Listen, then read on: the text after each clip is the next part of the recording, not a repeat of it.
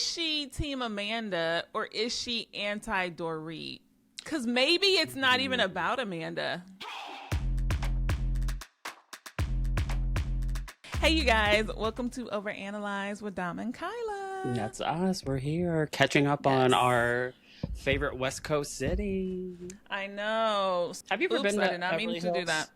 I have not. I've been to San Francisco and then I've been to Orange County. Random. I know. Okay. I went to Orange County with a job and then San Francisco because, like, it's San Francisco. It's a big eating town. Theo and I went and we visited, like, Facebook headquarters and stuff because he was into all that. We went to, like, Apple. Oh, right, yeah. But this was 2007, 2008. It was a long time ago. Yeah. So, yeah. I was in San Francisco and I used to work for a certain tech company that owns basically the most popular devices on the planet. And I was selected to walk in their Pride, which was like with hundreds of people at San Francisco Pride, which also hundreds of thousands and thousands of people. And I remember this was 2015, 16. It was one of those. And I remember we're just like, we hung out I flew into San Jose because I stayed in Cupertino. That's a big hint right there. We took a train to San Francisco. And I remember we're walking around and there was Twitter, formerly Twitter's headquarters. I don't know if it's still based there. I don't know what the deal is anymore. But I remember going, oh my God, Twitter, the Twitter building. I thought it was the coolest thing ever. And now, obviously, I could care. I miss Twitter so much. I miss the old Twitter. I do too. I mean, I'm on it again just because I'm like, you know what? I'm going to join all these people because I'm not going to let you own us like this. It's a hellscape. It's nowhere near the same as it used to be. I know. I miss it. I miss it a lot. I know. R.I.P. So there's so much happening in The Real Housewives of Beverly Hills, season 15. Literally. Episodes 7 and 8 together. The to be easy continued episodes. Yes. So I have my notes like usual. Lots of stuff. But mostly it's because I write in script and it's really big.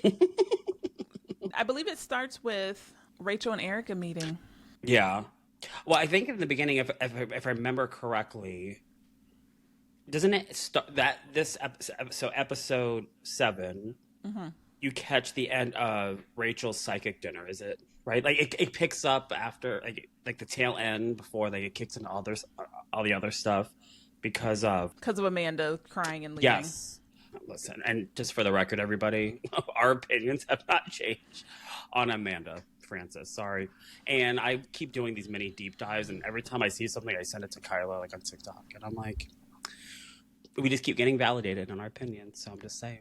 The title of this episode is Manifest My Absence, because when Dorit said that, I almost passed out.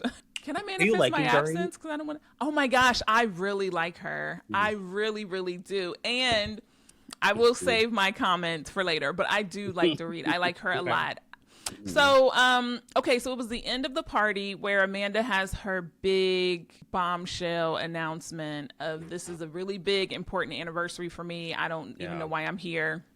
After that, Erica goes to Rachel's house. I think she goes to Rachel's. Okay. And so they're sitting there and they're talking, and Rachel is getting a little catty. She's like, it's giving performative. Why is she talking about her business so much? Okay, we get it. You have an empire. But Rachel said something that really kind of like struck me. She was like, I do a lot of stuff. I run a lot of businesses. Yeah. And I don't talk about them because you don't have to if they speak for themselves. Right. And I was like, it kind of caught me because you and I are really big Mel Robbins fans, and Mel Robbins is all about your social media feed is for you. It's all for you. Yeah. And I do talk about business on there, but I was like, I could see how you could be talking about your business and you could end up being an Amanda. And I was like, I know exactly what you mean. And I think because we know who Rachel Zoe is, so I don't know if whatever, have some sort of bias. This may sound, but I wonder if I'm correct in saying this. If you are just watching the show and you did not know who Rachel Zoe is, there's something quite apparent of she has this air and intention. That statement that you just said, where she doesn't have to say, I'm Rachel Zoe, and my name and brand is licensed on all these products. You can literally go into every, whether it's Macy's or TJ Maxx and Home Goods, you can find me literally, with a snap of a finger, depending on what store you go to, right? Aside from just, styling celebrities, her intention is just so much different than Amanda, and it's so abundantly clear. So I wonder if viewers who don't really know Rachel the same way that we do, if that's also coming across. I'm going to make an assumption that I feel like it is, because I just don't smell like bullshit from Rachel the way that you do with Amanda. You meet her and you're like, oh, this bitch does stuff. Amanda has to put it in your face because you can tell, like, whatever she's doing is such bullshit. And the more you shove it down people's throats, the more and more inauthentic it seems. Because I see what you mean, because it does make you look at success a little differently, however you define success. But she makes a good point. Like, she doesn't have to put it out there so obvious like some other people do. Yeah, I keep watching these episodes and I'm waiting for Amanda to just break. I don't want to say I don't think she's strong enough to be in the group. I don't think she leaves her bubble at all. I think she has her bubble where she's literal mother. Nobody ever challenges her or pushes her. I think she is the money queen and nobody comes near her or challenges anything she ever says. Yeah. And I think she is in for a really, really rude awakening because I agree. I can watch something and be like, okay, you're judging, just watch it. And I watch and I'm still just like, I just don't like her. I just don't. Honestly, yeah. I just don't. And this was a really good episode for not liking her, because this is when I know I'm jumping, and excuse me, bring up stuff if I miss it. Yeah. This is when Kyle and Amanda hang out. Kyle, I don't know why are you hanging with her? You are good friends with Erica. I know. Erica and Amanda are very, very, very different. Yeah. What are you doing? She's like your daughter. Oh, maybe she's like mentoring her. Okay. But I'm just like, Kyle, I do not see what you two have in common at all besides this house. Yeah. Yeah. It's funny you say that, because I went to dinner recently with some coworkers. We all are big Kyle Richards fans, diehard, but we all also agree, especially the past few seasons, Kyle is not the best communicator of kind of like not just her feelings but her thoughts and opinions. It's not landing to the general audience the way that I feel like. And maybe it's because I'm such a super fan that I'm able to dissect it and be like, oh God, man, I just want to speak for you, because how I think I know what you mean, but it's not landing the way that I think you're intending it to be. And we're talking about, like, stop being friends with a man. Like, I get it. Like, you brought her onto the show and she's like, you're in. But, like, is it the house is the only, like, bridge between them two? Like, is it, like, I was listening to one podcast I listen to all the time, which it's one former Beverly Hills housewife and one current housewife, but on another franchise. They're being a little catty and I love it. But they're saying, Amanda, she seems like a try-hard. Right? Like a pick me, like, oh, I really wanted to be like, did she manifest herself into the show and somehow really got it? You know what I mean?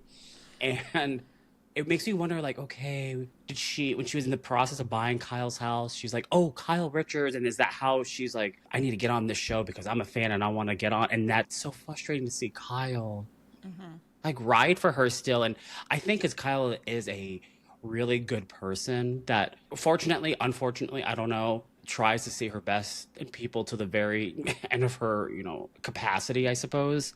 But man, I'm just like, I don't want you being tainted by her backlash that she is inevitably continuing to get, which seems to grow and grow by each episode. It is growing. And I think even to the point where later in the episode where Mo and Kyle are touring the house. Yeah. I feel like it's a very real thing to go into a house you lived in and to imagine what it was like when you were there with your kids and you were there with your spouse. I do think that that's a real thing. I don't think she was like exaggerating or anything. I did like to see her interaction with Mo, and he was like, what's up? He was like really confused up front, but then later he's hugging her outside and they talked it through. He is your friend. He does not want to be your spouse. And even though he has never said he was going to file, right? That's the part I skipped over. We'll get back to it. That does not mean that you can't do it for you. Right. And I was just like, I am heartbroken for her because she wants to be near him. Yeah. but that's not going to make him be close to her. Right. And I don't think she can see the two. It's literally breaking my heart. And I've only known her for 7 episodes. And I'm just like, baby girl, he's not going to give you what you want. And it's like she's in a unrequited love where you're like obsessed. Yeah. You love the person so much and they can't love you back. Yeah. But it's like, but it's your spouse. Yeah. But you're separated, but not separated. And I don't know enough about her to know if this is true, but I feel like she needs a hard boundary. Yeah. And keeping a loose boundary is breaking her heart. I feel like it is absolutely crushing her. And so I feel like I'm not even seeing the full her because you know you can never go back in time. You know if you make one decision different. And I was thinking about that with you and me. I was like, if Dom decided to work at Express instead of Abercrombie, this show wouldn't even exist. If my client didn't sign in March, she signed in January, I would have never started at Abercrombie. You can't change one decision. Like one thing will change the whole course of everything. Yeah. And I know she knows that, but I do want to get some background from you. Yeah. She says to him, what if we never got more, right? What if bigger isn't better? And he says, what if I never showed you the house? So what happened? They were living there happy, and then he bought another house for them, or they decided to move, or what? Yeah, they moved. So you watched the first episode of season 1 where you saw their first house, smaller. He was less successful. Yeah. And let's be completely real here. Her first home is like my dream, like, oh, I aspire. And so he was a realtor for Hilton and Highland at the time, which is Rick Hilton, so her sister Kathy, husband, real estate firm, right? But I have to imagine the show kind of helped boost his business, let's just say. Yeah. So then the house that they moved into is Amanda's now house. That was Kyle's next house, which was like, I guess, like a dream home for her. Beautiful, classic, kind of like a character on the show for a long time. It's like one of those. And certain Housewives franchises, there's like a select, I feel like, sacred group of like homes that are like secondary characters on the show. I think of Orange County, Vicky Gunvalson's house in Coto de Caza in Orange County. Like it's such a staple. Teresa Giudice's first home that she redone, built, whatever you want to call it, on New Jersey. Like there are certain homes. Hers was kind of like that for Beverly Hills. And he just kept getting more and more successful. He ended up leaving that brokerage, started his own, which is the agency. And I think that is kind of where you saw Mauricio's success really explode, getting more and more successful. I think he's like one of the top realtors, and I don't know what the group, but he's a top realtor. I'll just say he sells some like beautiful, amazing, and expensive ass homes. And then they moved into their now home that Kyle's in. I think she's reflecting. I think that's something like we all can relate to, right? It's like, while I can't relate to her specific situation because I'm single, and when I have been in a relationship, it's been nothing like we built a business together and gone through all the things, but they have been poor, let's say, for lack of a better term, together. That's how they started out. And as he's gotten success, they rode that, wave together. And it almost seems as if they reached a level where I'm assuming, when I interpret that scene, which was very emotional to hear, this, again, maybe just as a Kyle fan, but also just as a person, I have to imagine that maybe as you reflecting on like, what could I have done differently, this and that, maybe we should have stayed in that home, that our second home that now Amanda lives in. Maybe we should have just ended there, and you could have just it doesn't mean that you had to stop doing real estate or anything. Maybe just coast it a little bit. This is pure hypothetical. Like, I want to sell on average 10, 20, $30 million homes. And then you get that one. You did it. I didn't. Now I'm like, I can be comfortable. And then the $100 million home listing comes into your hands. So I'm wondering if it's something like that where it's so desirable. And like money does affect people, sometimes for the good, oftentimes for the worse. And I'm not going to say necessarily one or the other, but I hear that, and I hear maybe for the worse. Like maybe it got to his head. Like, and now, because he's kind of like known now, and oddly enough, as a playboy, kind of like a hoe. Like he's banging young chicks, and he was on Dancing with the Stars like a couple seasons ago, and it's like, wait, what? Like, you're not the star of House. Like, why you? And it just makes you, I don't know. Like, and I'm sure she's going through that. Like, she seems like Kyle's always come across as this like family and wife, and loves being a mom and being a wife and taking care of the house, but also doing her own thing. So I'm sure this is really tough for her. She's a relationship kind of girl. In that whole house scene when she's visiting the home and she gets emotional, again, I can't relate to it specifically, but I felt it. Mm-hmm. Like maybe that house also represented just great times all around. Like there was no messiness. And it was after that when they got the bigger house behind the gates and all this kind of stuff. And that's when you started seeing things starting to fall apart. And I think that's maybe why maybe she got that much more emotional. I felt that. And it makes me sad because... Yeah, I love nostalgia. I mean, we show Madison videos because she lived in an apartment the first 3 years of her life when we were in Kentucky. And we look at those apartments. Mm-hmm. We were telling her she used to take a bath in the sink. And she was like, that's the nastiest thing I've ever heard in my life. Why would you put my butt in a sink? And so we were showing her the video. I can picture that. And she's like, I was small enough to go. She's like, put me in the tub. And we're like, you were 6 pounds. We're not putting you in a 13-gallon tub. Like, no, you were in the sink. I could imagine that. The odd thing for me, because I don't care for the stories I've heard about him. Yeah. But that's also my first introduction to him has been season 15. Yeah. Fair. Yeah. So Kyle doesn't seem, I mean, she doesn't say anything negative about him, but she's literally, we had the scenes with her daughters where they mentioned, how did you feel when you saw that? And then we have, you know, him siding with PK, the way that Dorit is saying it. His reputation has been big enough that I haven't met him until episode 5, I think, when she went to his house, and then now episode 7 when they go there. But I'm still like, I would be on Kyle's side regardless, because who's this guy?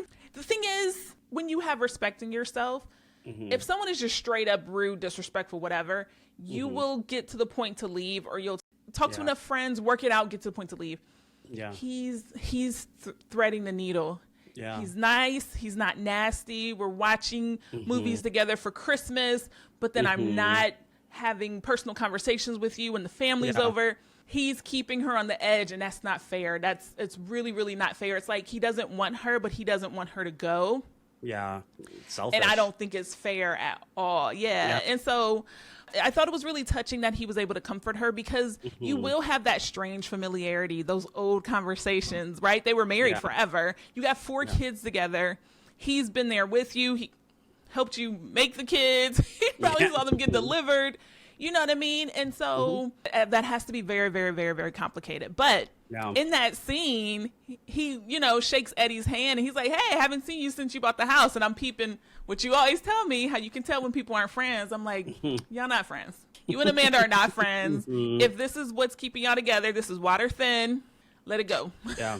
It makes me wonder, too, like, thinking of, like, Amanda's casting. It's like, at what point did Amanda and Kyle meet? And then it's like, well, if it's through the sale of the house, why would Kyle ever meet? Like, my uncle's a real estate agent, so many houses, my aunt and uncle. And they know the couples, but, you know, my uncle is not, like, out there going, I just sold this house, you should meet the wife. Like, that's, so, like, that's one thing, right? It's like, well, what was the thing that established some sort of relationship? Secondary, it's like, say that, whether that's it or it's not, it's like, well, then what was the thing that got her a casting meeting with Housewives? Because I'm so sorry, because correct me if I'm wrong, her book is self-published, isn't it? Like it's not through. And that was not. We're not laughing at the self-published. Listen, I might do it myself, so I'm not. But yes, it was. But no, you are correct in saying her resume is very different than the other resumes of and the reason cast I only members. said that, it's like, it's not like it's through, you know, like Random House or anything where you get to know people in that's an easier networking thing. They might have you do I don't know how all that works, but I imagine like there's a network and that leads to something. That's the whole point of networking. You meet one person that leads to another, blah blah blah. It's giving she tracked down the producers and was contacting them over and over and like over she knew again. She was buying Kyle Richards' house. Oh, that's Mauricio. Let me figure out how can I weasel my way in here. I could see her doing that, because especially if Kyle has been on the show for all 15 seasons, she would know who she was. Right. And she even to where she does know the game. And she said it before where she was like, I manifested my partner. I manifested this house. I knew I was going to live in Malibu or whatever. So I could imagine she had, you know, this on her vision board. And she said, how can I get in? Because to me, and the thing that frustrates me about her brand of manifestation if I manifest us being on BravoCon, that doesn't mean I just write BravoCon a million times and it happens, right? It means I create a show about housewives and we put up videos about housewives and we do the work. We do the hard work. It's a combination, yeah.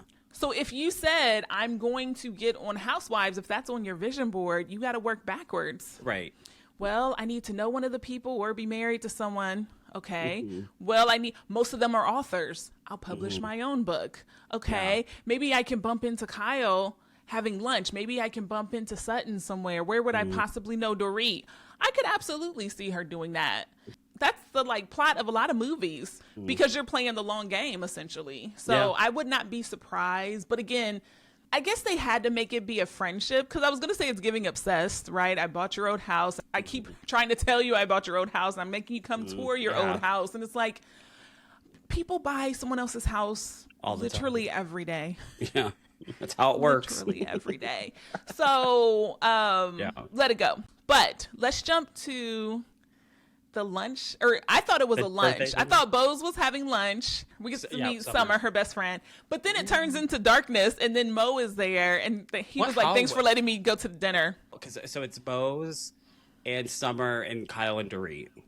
And they're talking about, which I thought was leading to a really productive conversation, right, about friendship. Which sounds like that was Bose's goal. It's like, I'm not saying she said this, but I interpret it as like, let me show you how two best friends, kick it, and maybe that'll help inspire these girls to figure their shit out. And then there they are talking, having great conversation about, their situations, and then Mauricio just happens to be like, what the fuck? what? I have three things. I love Bose. I think her energy is so good. I'm loving to see all these back in the day throwback pictures of her in high school when she met Summer. I love cheerleader, all this, I love it because my husband has a similar story. When they moved here from Ghana when he was 15, they went straight to Maryland. And he always talks about how the first meal he had was a large McDonald's fries. And he is still obsessed with McDonald's to this day. But it is a huge culture shock as well. So she was telling us about how she came over from Ghana. They were in Colorado, I believe she said. I didn't think I knew that. Yeah. And so I love the throwback pictures and that she was able to be friends with Summer. And it's been years and years now since high school. I love that. So if you bump into someone at having a meal, even if they say pull up a chair, don't pull up a chair. You say hi, you give kisses, and you go. Especially an ex-husband or soon-to-be or whatever. Given everything I just said about Mo and how I am judging him based off of what the cast members are already saying, Bose is like, oh, I get it. I feel, okay, he's giving charisma. The height, the this. And I was like, really? But the thing is, though, I trust Bose. So I was like, okay, now I'm intrigued. I was like, now I kind of want to go back and see it. But I think that would also make it even more heartbreaking because I already feel for Kyle. And I'm like, if I went back and watched, I really would be like, no, I'm so sorry. But you will. I was surprised to hear that from her, especially because she is such a girl's girl. She's like, I was stalking you last summer. I was watching you. And I was just like, you could not make her feel embarrassed about anything because I feel like Bose owns everything about herself, and I love it. She wouldn't show it, right? It's like people that reach her status, borderline kind of idolize her. Like the more I watch her interviews, her books, even just her, I've gone on different deep dives of her various works right on YouTube and stuff like that. And this is funny, obviously we worked in marketing, so I don't know if it's a marketing thing per se. I think it plays a big role of why marketers are marketers, because you're storytellers. Essentially, that's why you get into marketing. You are building stories, and obviously that can look various ways. Again, we had a front row seat to view it, because sometimes it's through analytics, digital, print, social, there's so many mediums, right? And it shows in kind of how she approaches the world, not just as a marketer but as a storyteller. And I agree with you, hearing her say that, for someone like me that knows Mo just from all these years, it validates that thing where I'm still sad for, I obviously I'm sad for Kyle, but I'm still sad for them, because I still remember when they announced that they're getting separated. I just remember the whole Bravo community was like, well, fuck, if Kyle and Mauricio are getting divorce or separating. There's no hope for any. Like, they were like that couple. Like, they're gonna be fine no matter what. Like, other couples, they join the show, skeletons come out of the closets, blah blah blah. This one cheats. This one is, squandering money, whatever the case might be. But you're like, they'll be fine. And then they are heading for Splitsville, and you're like, well, shit. If you watch past seasons, it will make you feel. I feel strongly, probably just knowing you. It will probably validate why she said that, because you can see like the love, even just simply the love between them, and I feel like the charisma, all that, it makes sense because he probably does have that energy of like talking to him. I can see that of how he could be like, oh, okay, he makes me feel kind of special, right? Or whatever the case might be. I could see.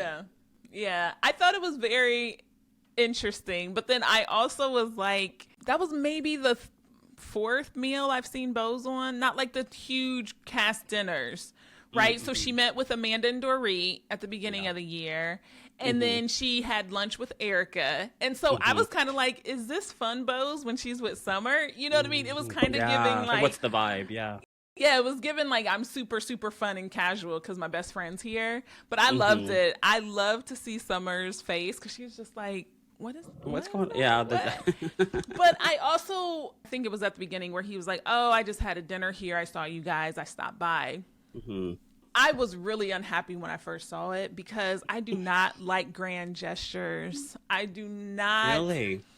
Because remember, I'm the person who you don't even have to say you're sorry. Just let me see that your action has changed.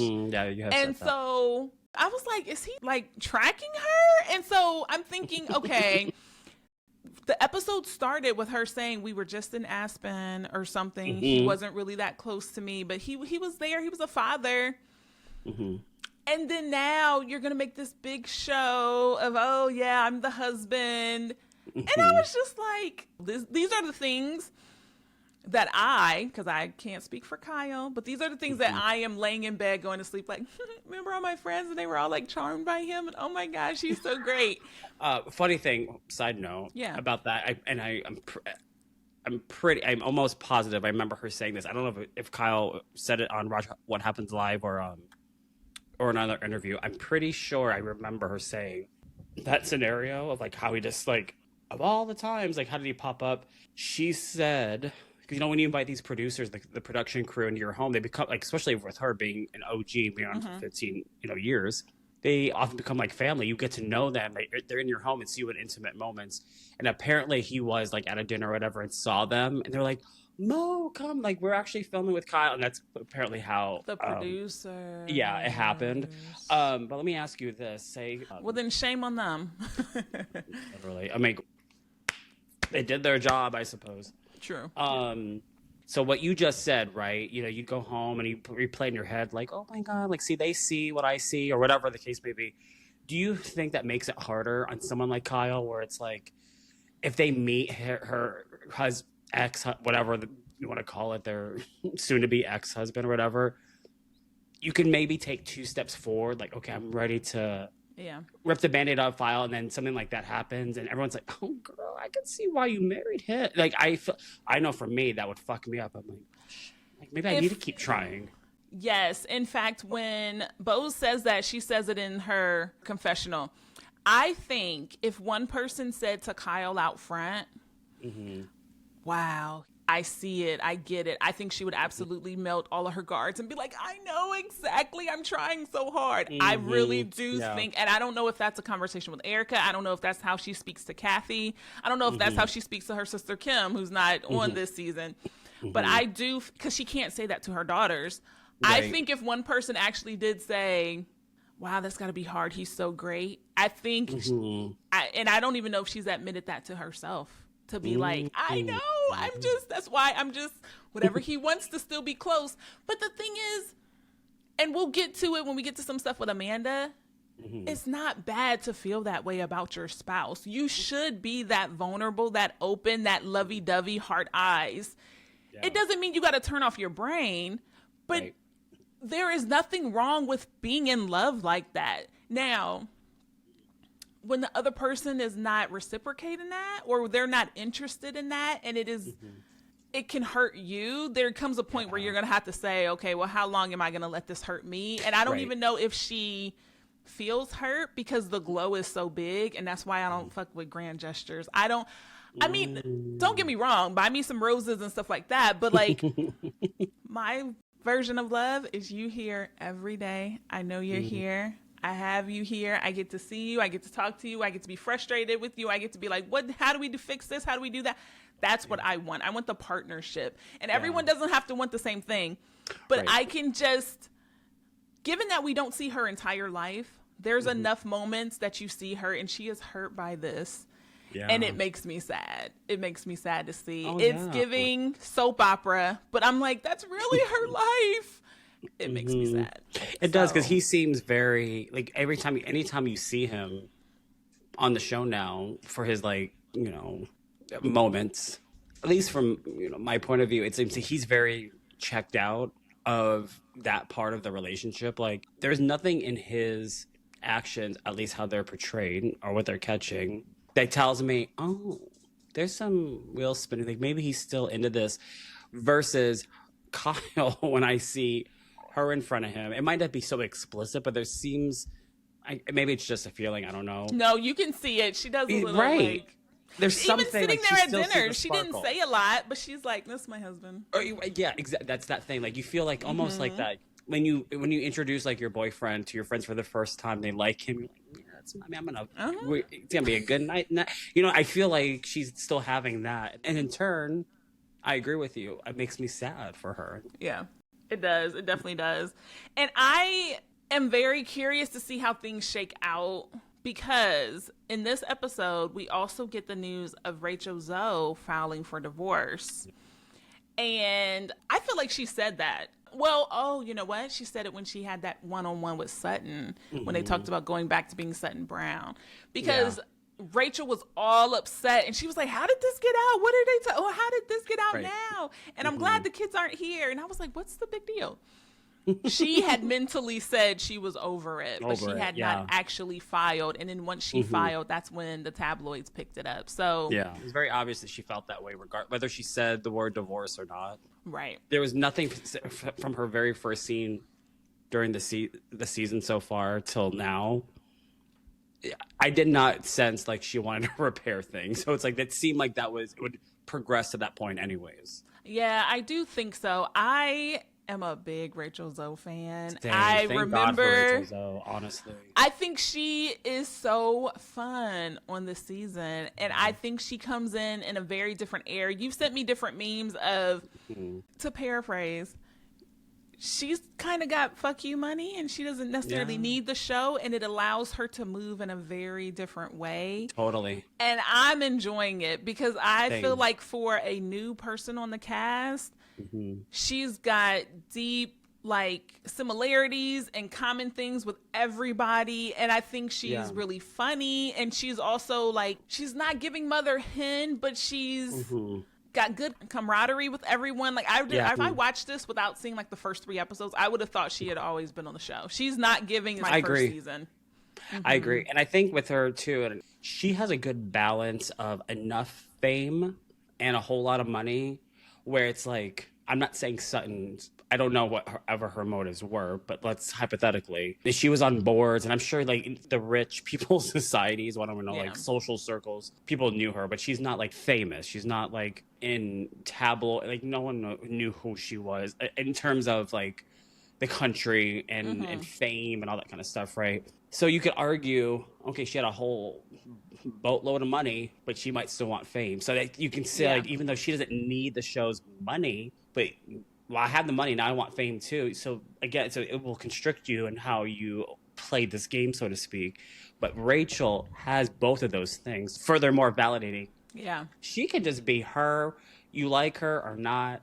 I think the only thing that the show can do, it's if you have an established brand or fame, whatever, as long as you're not saying stupid, ignorant shit, you'll be fine, because that could hurt your business. Other than that, she can play this game like, whatever, like, you don't like me? Well, okay, well, I'm going to go back to like designing bracelets anyways and making millions of dollars. Like, she doesn't, you know, and I agree, which makes her so enjoyable to watch. What a breath of fresh air, because this show really needed someone like her, because it just, you need people like that. Especially, I feel like and a show of, when you think of Real Housewives of Beverly Hills, it's like, yeah, you want like normal like people, whatever, but you need someone like a Rachel who, like, yeah, I'm here. I'm just gonna do me, and I'm not constricted by any means necessary. And I love her. And I think it's really important to see both sides, right? Because there is that Melinda French Gates money, which is given Sutton. You may not recognize me in the grocery store, right? But I'm just here. But I could buy the grocery store. Right. I'm not actually shopping. My house manager is shopping.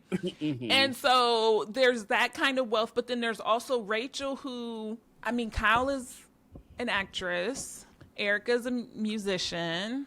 Bose is a corporate person. So I'm like, there's a lot of women on the show that work. Yeah. But Rachel is a very different story because she's like built her brand, and it's all her. And she's been here before, but only not as a housewife. So it's different because she's just not coming in with that air of like even being a returning star. She's just like, oh, what's happening over here now?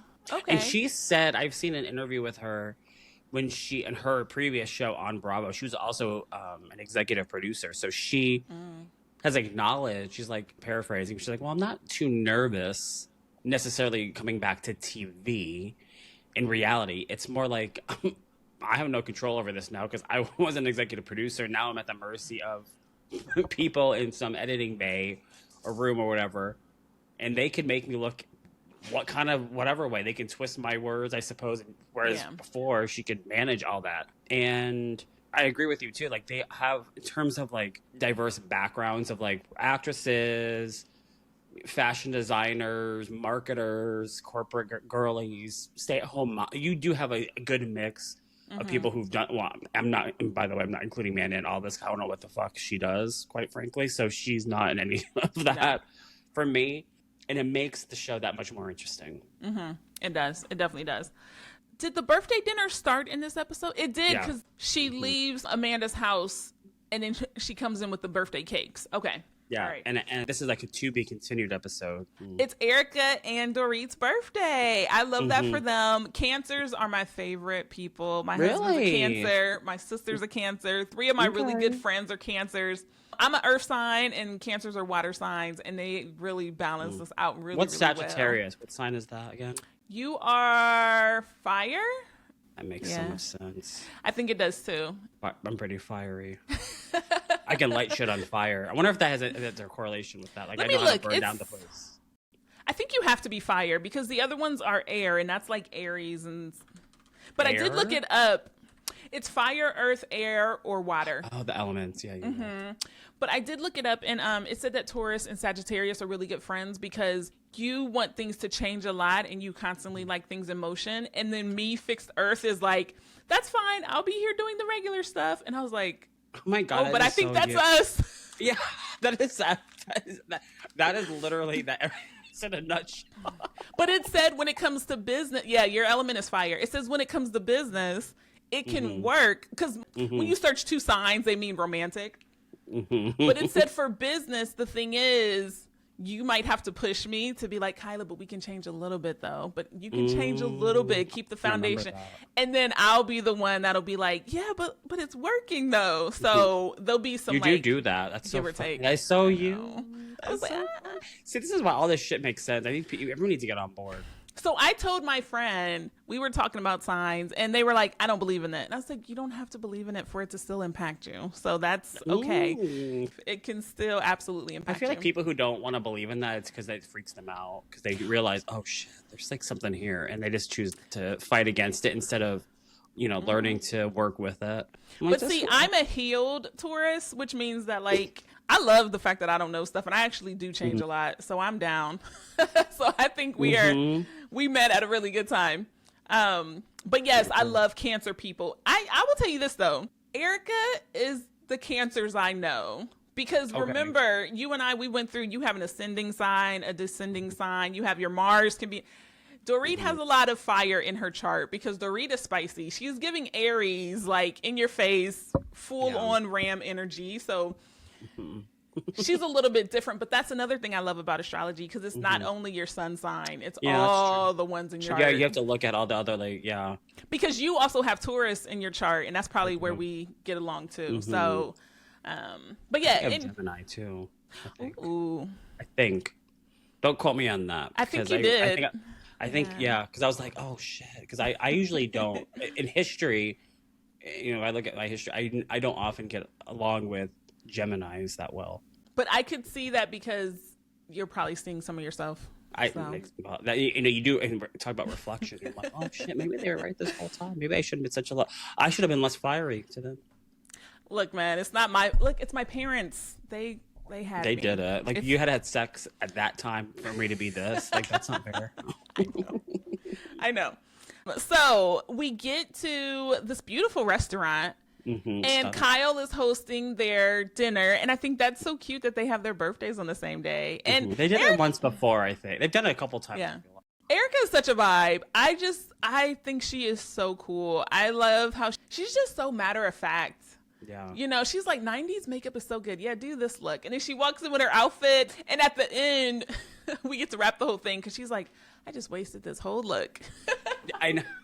Here's the thing about Erica. As of today, and I think I've told you, like, there's a Hulu documentary, all this kind of stuff. She's very layered, but in general, take the messiness out of her ex-husband or soon-to-be ex-husband or whatever. I don't know their status right now. I know it's complicated, but I've always loved Erica. She's fierce. She is no bullshit. She came out swing. Like, she was like a great casting choice, because she came out and was like, we have not had an Erica before. And she didn't give two fucks. That's literally the name of one of her songs. Like, how many fucks do I give is literally one of her songs. She has been that girl. And the only thing is, and Erica, if you ever come across this episode, please don't take this as a negative necessarily, but I'm kind of missing an old Erica. Like, if you look at past seasons, when Erica joined, and a lot of housewives have said this across different franchises, not just Beverly Hills, she changed the fashion game in terms of housewives. She made everyone go, oh shit, we got to step our stuff up. Like, we can't just be always wearing like a cute little top and jeans. Like, she brought high fashion, couture, outside the box. Like, she brought that, and it made all the other girls go, okay, we got to step up our game here. And she's become, and that has stayed consistent. But I'm like, I want to see a little bit of old feisty Erica, where I'm like, I need to see some shit I really missed that part. And I know people evolve, change, whatever, but great. But I'm like, I want you to get messy. And I think that will come it sounds like from little rumblings I've heard that will come, but I love Erica. I'm an Erica fan, and I love her. I think she's so great. I thought the dinner was so funny. Well, it's a great segue into episode 8, because it's continuing the dinner, because that dinner, listen, it was just a Dorit Amanda bitch fest. The whole Rachel of it all kind of got me confused a little bit. I'm like, the beginning or the end? Because at the beginning she was talking the divorce, and then at the end, I know. So wait, what did you think about Jennifer Tilly? Because that was my favorite comedic relief, where she literally picked up her chair to get closer. I was that would dying. Be me. I was like, I love her so much. Yeah. She's like, what's happening? We're a whole zip code away. Wait, what's happening? Also, thank God for Jennifer Tilly being on the show, because we need that energy, just like that, like kooky, whatever. Like, I just unashamed. I want to hear all of it. What is happening? Yeah. I loved it. We are all Jennifer Tilly in that moment. Like, oh my gosh. So I have a comment here. You think this is Kyle's villain season?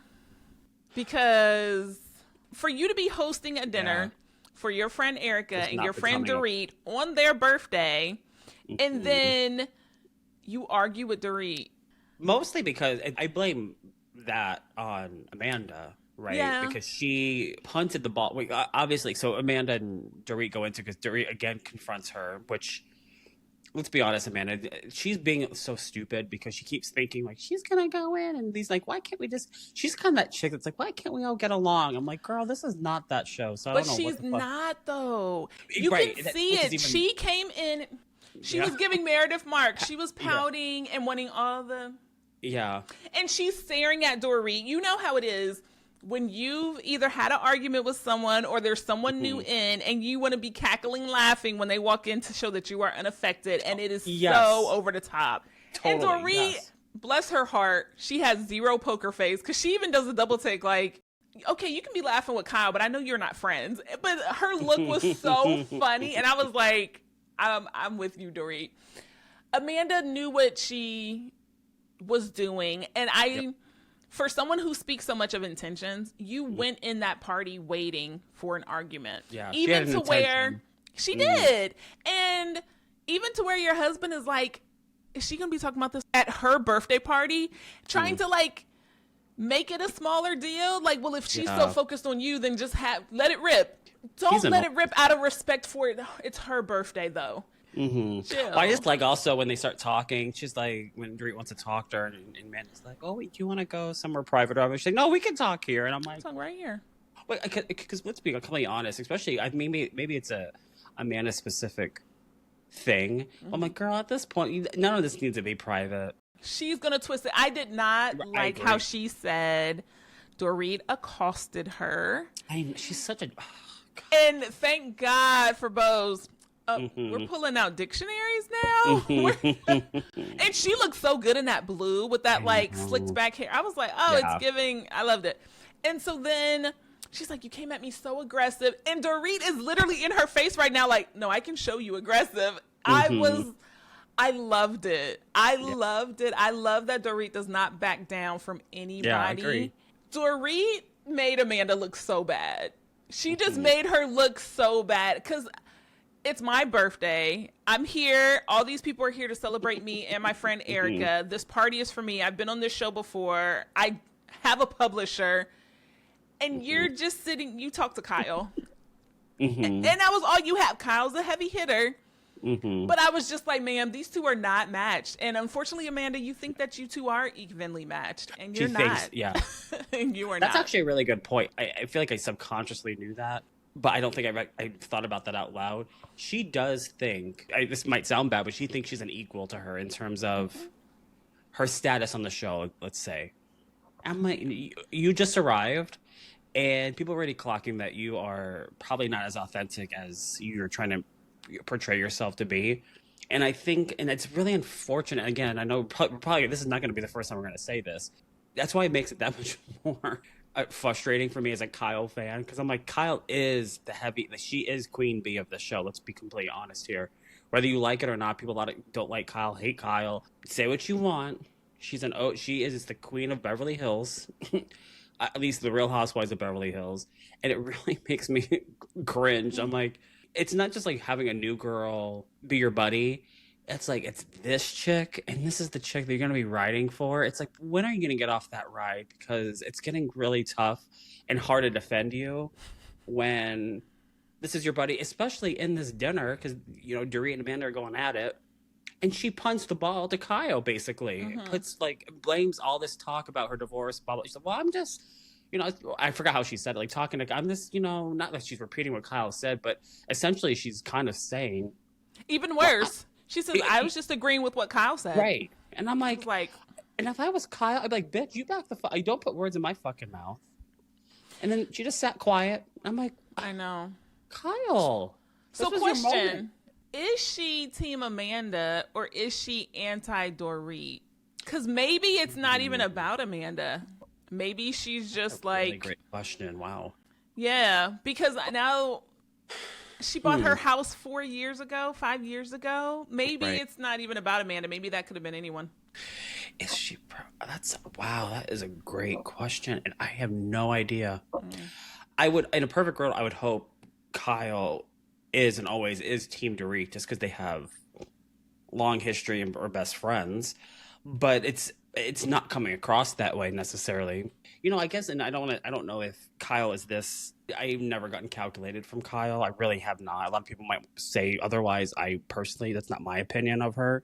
I guess if it was someone else, I could see me going, okay, well, me and my best friend, we're having some beef right now, and I have this chick. I don't like her, but I'm going to use her to my advantage here. And yeah, I think if that was it, Wrong play, Kyle. Wrong play. This is not the way to do it, because this is not the chick you want to hang your tag with. Like, don't do it. And I think it's going to backfire bad, and which I think does lead potential. I'm curious of how the season will progress, but it definitely sets the foundation from an editing standpoint that you can easily make it a villain era for, or a villain season for Kyle, and it's certainly shaping up to kind of feel that way.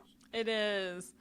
When Dorit gets there, because she's the last one to show up, but it's her birthday. I give grace on your birthday. In fact, I think Erica was like first after Kyle, and that was extra credit because it is your birthday, right? You can be late on your birthday. But Rachel pulls her aside and she says happy birthday, and then she mentions the divorce, and then she and Dorit go and have this moment. And I didn't really know what to make of it, because I felt like it was not the time for her to talk about that, because at first I thought she was talking about Dorit's divorce, but then it felt like Rachel was talking about her own divorce. But then later on, Rachel sticks up for Dorit in a really good way. She really speaks up for everyone at the table, where she's like, look, we are dealing with some shit. All of us are. Purely from being alive, we are dealing with shit. If we cannot let down our guards around our friends and be real, pulling a Mary Cosby, what is it all for? If we're not friends, what is the point? What is the point? And so Rachel was like, but if I do let my guard down, I need to know I'm not being judged. That was her whole thing. Because I think, because this was a to be continued, if we're putting episodes 7 and 8 together, this was the same day where all of the news of her filing for divorce came out. It was, and Rachel has an entire team to manage these types of rollouts. And it wasn't happening. She's like, why are we in mediation if you guys are just going to blast the news, right? Right. So she probably was feeling extremely, extremely out of control. And I think that was where it kind of like came to a head towards the end of the dinner, and she had to step out, and Bose and Dorit go with her. But it broke my heart to see, not even to like, when you see your strong friend upset, it makes you hurt. I actually feel like Rachel is very intentional. And so for her to be in a place where she just could not literally contain it, keep I was it together. Just like, oh my gosh. Yeah, I agree. Backing up a second, because what I thought was really interesting, though, was when Kyle and Dorit started going at it. And here's the thing. I thought it was funny till I guess kind of wasn't, but this is when Dorit like annoys the fuck out of me. You know, they're bickering back and forth, and I can't remember what it was in relation to, but she was like, she's like, well, do you remember? And then Dorit goes, I remember. Like, and I thought that was funny until Dorit's known for like talk. She does blabber. She doesn't shut the fuck up. I can see that. I didn't know that, but I can see that. She's historically known for like she talks in circles, and it's like land the plane girl. But she did that thing, like she did something that it is one of my biggest pet peeves / insecurities, because I think I've told you this a million times probably, but my biggest, I think, pet peeve with people, in particular friendships, is I hate being silenced. And that means like being shushed while I'm telling a story, because maybe I'm too loud, and not necessarily to be like to stop talking, but I remember like my dad used to, like at restaurants, I naturally talk loud, and when I'm passionate about something, my voice just naturally raises because I'm like enthusiastic, and he'd always like go shh, shh, shh, in the middle of me talking, and my blood would boil in an instant. It pisses me off, and I cannot stand when people interrupt me, because I'll shush me, whatever the case might be, because all my brain hears is I'm trying to be silenced, or like whatever I'm saying is not important enough for you to wait till my story is done. They can tell me, like, okay, you just try to keep it down. But she did that thing because Kyle's telling her like to be quiet, like stop talking over me, all that kind of stuff. And she's talking to her, and then Dorit's just like doing that whole thing with her hands, like she's trying to mimic that she's being quiet. She's like, that kind of shit. Oh god, it makes my blood. It ignites that same feeling in me of like me being silent and something, because now you're making a mockery of someone who's trying to express themselves. And I'm like, okay, so, and then, which Kyle said, grow up, Dorit, because I felt that too. I'm like, you know what? Go fuck yourself. If she was my friend in that moment, I'd be like, go fuck yourself. Okay, how about that? Go fuck yourself and don't talk to me for however long, because I won't give a fuck. So that really made me mad. That part was interesting. I saw memes about that for weeks afterwards, because people were like, Dorit miming at this dinner is so funny. It was funny to a certain extent until I realized. If it wasn't you.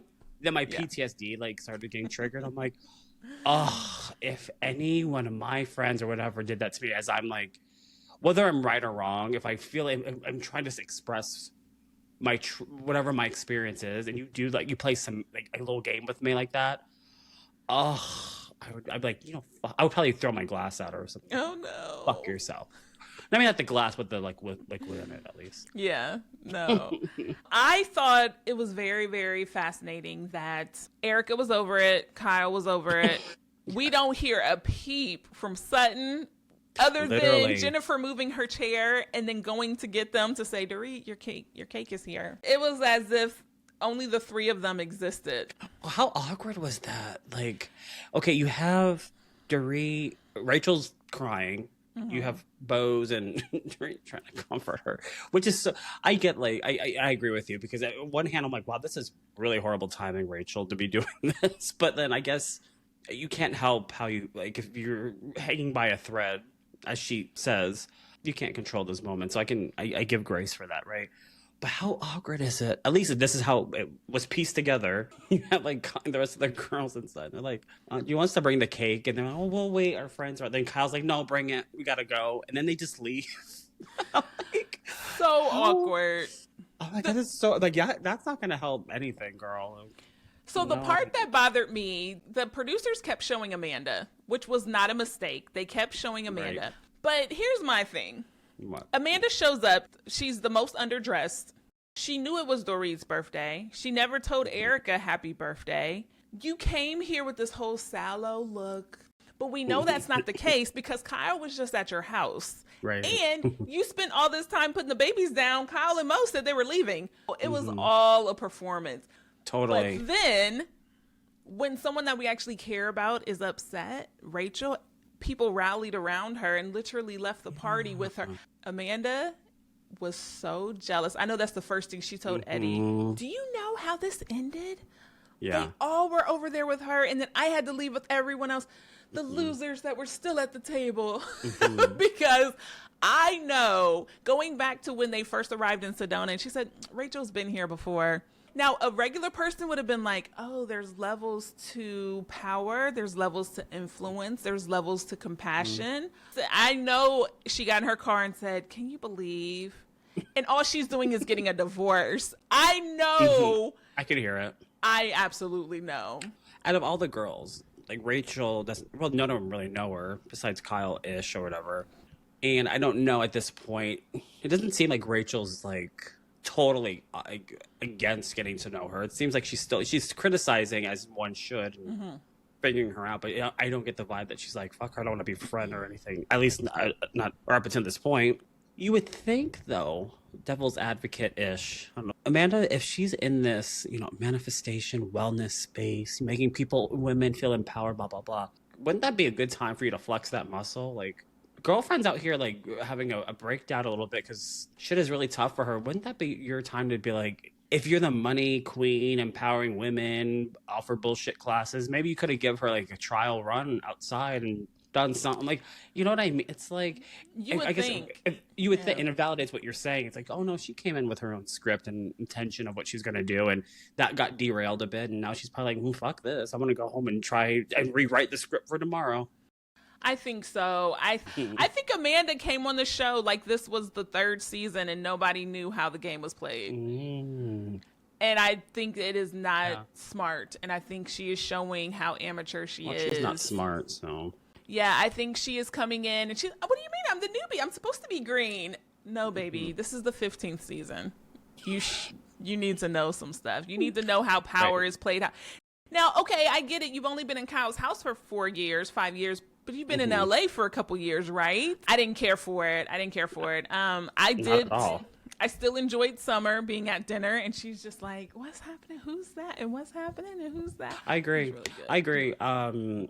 What I thought was interesting too, and I'm paying close attention to this about Bose and how she falls into the Kyle dynamic mix. Kyle, she's not doing a good job of communicating, but I do think her intention is to help her. Like, don't say PK's a drunk, because he's just, how I interpret it, she should have said, girl, he's fucking crazy. I would tone the talk down just so he's not that much more vengeful towards you. That's what she should have said. It's just not coming across that way. Navigating Bose through all this, I think now because she acknowledged it at the table, I see what Kyle's trying to do here. Of now that I kind of know these chicks, how can I help? What is it that I can offer that might bridge a communication gap or whatever?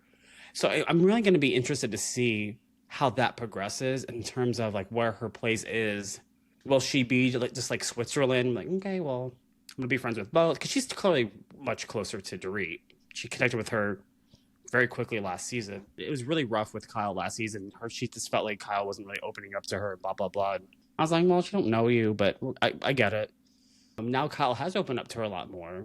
And so I can see a genuine friendship forming there. So I am curious to see how Bose, I have no doubt that she will in her Bose way, but how she navigates their relationship. And what we know is it's gonna get worse for Kyle and Dorit. I'm really curious to see future forward in the season, like what role Bose plays. Like, is she gonna pick a side? Is she still gonna be that girl in the middle? Like, I'm just kind of, I don't know. I'm watching it now, like a little closer. Yeah. I feel like they would have a natural, like a lot of conversations between them with Kyle having her daughter getting married. And then later on in the season when Bose gets engaged, I feel like that could be a lot of fun with like, oh, guess where we went, or guess how we did this, or how did you navigate that? Not that Bose would need the help, but even if she wanted to reach out, hey, how did you navigate this? How did you deal with that? How did you do that? As friends just do, like naturally. That would be fun. Oh, what'd you do? Oh, okay, that's a cool idea. Maybe I'll like think about whatever it is. I can see that, yeah. Because when all of these things happen, the one thing that I keep thinking about is, Kyle, I really don't want you to say anything because you have never gone through a divorce. And I understand you could be separated. Yeah. Well, I'll say that she did get divorced. Well, she did have a previous husband, but they're friends. Okay. Yeah, like her oldest daughter, Farah, is from another guy. Okay. But actually, this still applies to what you're saying. I think the biggest key difference is Kyle's situation continues to be very different because while we might think, Mauricio gives us the ick, he's not an asshole. I mean, he might have like, like straight bro-y tendencies, but he's not coming for Kyle's like money or trying to, but he's not doing like dirty ass shit. He's still respectful and they have kids and, they're mature about it. That's not Dorit's experience. So I think Kyle needs to continue to remember like your situation, while you guys should be closer because you're in parallel lives, two very different scenarios, but they are parallel. You have the luxury of being able to stay separated because y'all are, I don't know what you're doing, but you don't feel pressured to do anything other than separate right now. You can't eat. You have to think differently for your friend who, listen, that guy, he's being a dick. So I agree with you. Just maybe we shouldn't offer, just listen and give her intentional listening. Like, I'm here for you. Oh my God, I'm so sorry. And leave it at that because. Well, I just want to know what Kyle is thinking. Like, are you looking at all of your friends getting divorced or going through a divorce thinking, oh, wow, I really never want that. Oh my gosh, it's terrible. I really. Or are you looking and you're thinking, that's so sad for them, where they could be looking at you like, but you're still in purgatory. At least make a decision. Because I'm looking at it and I'm like, but Kyle, I don't think you can really have a feeling about it one way or another because you're just hovering. And you can't, you know what I mean? Yeah. And I almost feel like with every person that gets divorced, it's like, what are you going to do?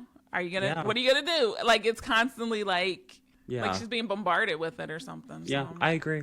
I agree with that 100%. Like, just chill out, girl. I know. So the last thing I think that we missed in this, Bose and Keely had their fertility news. Oh my gosh, how sad.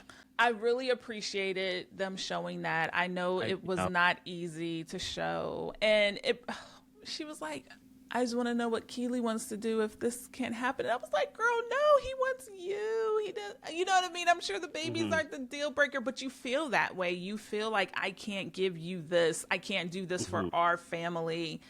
Yeah. And so for them to show it, and then like, the partnership, I loved it when she had to get up and go and he was like, I'm gonna stay here, I'm the rock. And I was just like, oh my God.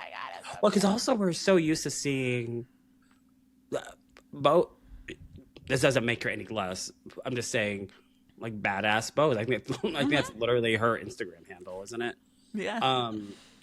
And I always find, you know me, I'm a deeply emotional person. I'm like, I want people to like tell me like your soul. Like I want to hear, So these moments are the ones that I crave the most because it humanizes you. Not to say she wasn't before by any means, but it's like now I have a completed package. I'm like, I've seen every side of you.